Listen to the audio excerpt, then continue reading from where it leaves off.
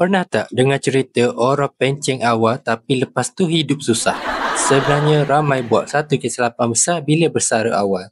Tapi nanti saya akan tunjukkan cara yang betul supaya anda tak terperangkap. Bayangkan hari tengah hari anda di pejabat, anda melangkah keluar dengan senyuman. Tak perlu lagi hadap bos yang menyusahkan. Tak perlu lagi bangun awal untuk pergi kerja. Tak perlu lagi fikir pasal meeting, deadline ataupun politik pejabat. Sekarang anda bebas. Anda dah rancang benda ni lama dah, sejak umur 30 tahun lagi. Dah mula buat simpanan, anda jaga duit, jaga perbelanjaan, tak boros. Anda rasa aku dah bersedia. Masuk je umur 45, pencen awal. Masa berlalu, sikit-sikit duit makin menyusut. Dulu setiap bulan kerja mesti masuk je gaji. Sekarang tiap bulan duit keluar, tanpa gaji yang masuk. Awalnya anda tak perasan, akaun bank masih nampak tebal. Tapi bila masuk je tahun ketiga, ada benda pelik yang jadi. Jumlah dalam akaun bank dah tak sama macam dulu. Duit makin kurang dengan cepat dari apa yang dijangka. Realiti kehidupan mula menampar. Dulu anda kira bajet macam ni. Kalau simpanan ada 1 juta, kos hidup 5,000 sebulan. Mungkin boleh tahan hingga 15 hingga 20 tahun. Tapi inflasi makin naik. Harga barang makin mahal. Perbelanjaan tak disangka. Kereta rosak, anak masuk universiti, rumah bocor. Kos perubatan semakin meningkat. Dah umur 50, badan tak sekuat dulu. Mula sakit-sakit, kena check up selalu. Duit yang dulu nampak macam cukup, rupa-rupanya tak cukup. Dulu bila orang cakap jangan pencen awal, nanti susah, anda fikir itu mereka, aku lain. Tekanan makin tinggi. Sekarang umur dah 50 tahun. Nak kerja balik dah lama tinggalkan pekerjaan. Siapa nak ambil orang umur 50? Nak buat bisnes, tak ada pengalaman. Nak bergantung pada anak, mereka pun ada tanggungjawab sendiri. Anda mula menyesal. Menyesal sebab tak buat pendapatan pasif lebih awal. Menyesal sebab tak belajar cara urus duit dengan betul. Menyesal sebab terlalu yakin 1 juta cukup. Tapi sekarang dah terlambat. Ramai yang buat kesilapan sama. Simpan duit banyak, fikir dah cukup, tapi terlupa satu benda penting. Duit yang diam akan habis, tapi duit yang bergerak akan bertambah. Sebab tu, kalau anda ada impian nak pencen awal, jangan buat kesilapan ni. Ada cara yang betul untuk pencen awal tanpa risau duit habis. Saya akan tunjukkan dalam video ni, pastikan anda tonton sampai habis. Kesilapan yang ramai orang buat. Sekarang kita masuk ke realiti sebenar. Kenapa ramai orang pencen awal akhirnya menyesal? Apa kesilapan terbesar mereka? Kesilapan pertama, terlalu fokus kumpul duit tapi tak fikir aliran tunai. Ramai fikir kalau aku dah ada 1 juta, aku boleh bersara dengan selesa. Tapi mereka lupa satu perkara paling penting, duit yang diam akan habis. Bayangkan anda dah ada 1 juta, anda fikir cukup. Tapi setiap bulan anda guna 5,000 untuk hidup. Tahun pertama, 1 juta jadi 940,000. Tahun kelima, dah tinggal 700,000. Tahun ke-10, dah kurang separuh. Lepas 15 tahun, habis. Anda pencen umur 45, tapi umur 60 dah tak ada duit. Orang yang bijak dalam kewangan tak fikir jumlah duit. Mereka fikir aliran tunai. Sebab tu, anda kena ada pendapatan pasif. Duit yang masuk tanpa perlu kerja. Kalau tiap bulan anda ada pendapatan pasif 5,000, anda tak perlu korek duit simpanan. Kesilapan kedua, terlalu bergantung pada simpanan dan KWSP. Ramai yang fikir, tak ada duit, tak apa. Duit KWSP pun ada. Nanti boleh guna masa tua. Tapi mereka tak kira betul-betul. Bayangkan anda ada 1 juta dalam KWSP. Bila bersara anda mula keluarkan duit itu untuk hidup. Kos hidup sekarang 5,000 sebulan. 1 juta nampak banyak, tapi bila bahagi 5,000 sebulan, hanya tahan 16 tahun.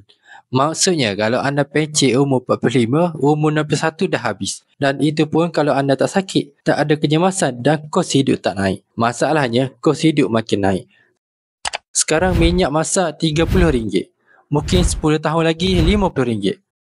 Kos perubatan makin mahal. Hospital swasta sekali masuk RM10,000 hingga RM50,000. Anak-anak makin membesar.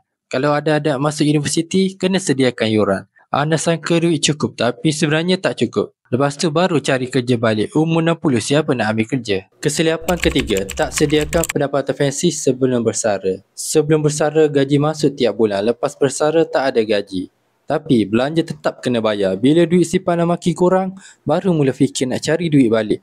Masa tu dah terlambat. Pendapatan pasif ni benda paling penting. Kalau tiap bulan ada duit masuk, anda boleh bersara tanpa risau duit habis. Contoh pendapatan pasif. Sewa rumah.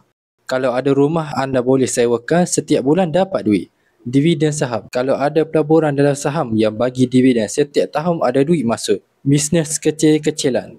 Kalau ada bisnes yang boleh jalan sendiri tanpa ada kerja setiap hari. Pendapatan pasif bermaksud anda tidur pun duit masuk. Tapi ramai tak fikir benda ni. Mereka kumpul duit tapi tak fikir macam mana duit tu boleh beranak. Kesilapan keempat. Tak ada perlindungan kesihatan dan kecemasan. Tapi satu hari dia kena serangan jantung. Bil hospital RM100,000. Simpanan dia terus susut separuh. Masa muda mungkin dia rasa sihat. Tapi bila masuk je umur 50, badan tak sama macam umur 30. Darah tinggi, kencing manis, jantung lemah. Kos perubatan sekarang dah tinggi. Kalau tak ada insurans ataupun takaful, semua kena bayar sendiri. Lepas je keluar hospital, duit simpanan makin sikit. Dari hidup tenang, terus hidup penuh tekanan. Kesilapan kelima, tak ada perancangan jangka panjang. Masa mula pencen, semua nampak seronok. Tapi orang lupa, bersara bukan untuk 5 tahun, tapi 30 tahun ataupun lebih. Bila masuk je umur 60, 70, tak akan nak kerja balik. Kalau anda tak rancang betul-betul, hidup boleh jadi lebih susah dari masa bekerja. Sekarang anda dah tahu kesilapan orang ramai. Tapi bagaimana cara sebenar untuk bersara dengan tenang? Dalam bahagian seterusnya, saya akan tunjukkan cara yang betul untuk pencen awal tanpa risau duit habis. Pastikan anda tonton sampai habis. Bahagian 2, cara pencen awal yang betul. Sekarang, anda dah tahu kesilapan ramai orang bila pencen awal. Jadi, macam mana cara sebenar untuk bersara dengan tenang tanpa risau duit habis? Kalau anda rancang dengan betul, anda boleh pencen bukan sekadar awal, tapi juga dengan hidup yang selesa sampai ke hari tua. Saya akan tunjukkan 4 strategi penting yang wajib buat sebelum bersara awal. Strategi pertama, kira betul-betul keperluan kewangan, bukan main agak-agak. Ramai orang yang pencen awal buat kesilapan anggap duit mereka cukup tanpa kira betul-betul.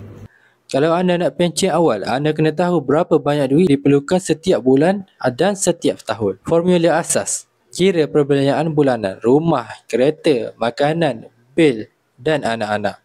Tambah inflasi, anggap harga barang naik 3 hingga 5% setiap tahun. Tambah kos kecemasan, contoh sakit, repair rumah, kecelakaan, contoh kiraan.